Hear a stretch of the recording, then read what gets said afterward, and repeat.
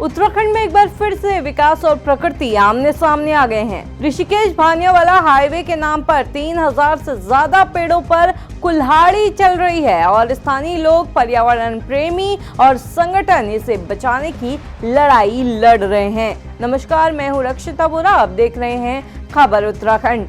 Rishikesh national highway पर जहां एक तरफ पेड़ काटे जाने थे, वहीं दूसरी तरफ पर्यावरण प्रेमियों, युवाओं और स्थानीय लोगों का विरोध थमने का नाम नहीं ले रहा है। हालांकि सवाल यही है कि क्या 20 किलोमीटर के इस पैच में वाकई ट्रैफिक जाम की इतनी मार है कि इसे 4 और 6 लेन की रोड में बदल देना चाहिए। सरकारी आंकड़ों के मुताबिक 976 करोड़ रुपए की ये जो परियोजना है, ये चारधाम यात्रा और एयरपोर्ट कनेक्टिविटी को सुधारने के लिए है। NHAI का तर्क है कि पर्यटन बढ़ रहा है, आबादी बढ़ रही है और देहरादून से ऋषिकेश को जोड़ने वाला ये जो रास्ता है, ये चौड़ा होना जरूरी है।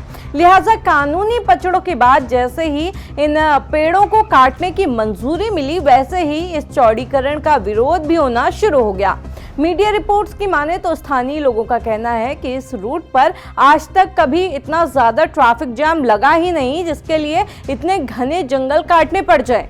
हालांकि स्थानीय लोग ये भी सवाल उठा रहे हैं कि अगर सड़क चौड़ी हुई और इस इलाके की मिट्टी, पानी और जंगली जानवरों का भविष्य दांव पर लगा तो उसका जिम्मेदार कौन होगा। मीडिया रिपोर्ट्स बताती हैं कि ऋषिकेश भानियावाला हाईवे बड़कोट, ऋषिकेश और थानो वन रेंज से होकर गुजरता है।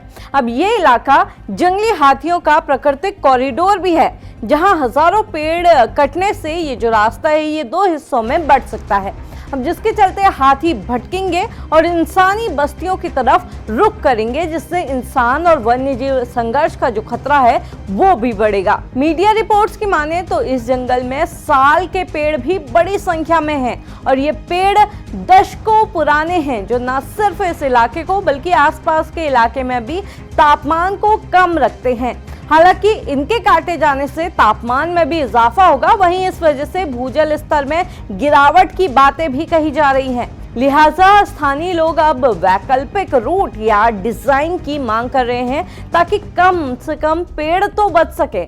हालांकि उत्तराखंड में ये पहली बार नहीं है जब पेड़ काटने को लेकर विरोध हुआ हो, क्योंकि हर्षिल हो, खलंगा हो, अल्मोड़ा या कॉर्बेट, हर दफा विकास के लिए हजारों पेड़ों की बलि की फहरिस्त आई जाती है। कई बार ये पेड़ बच भी जाते हैं और कई बार इन्हें बचाने की कोशिशें नाकाम साबित होती हैं।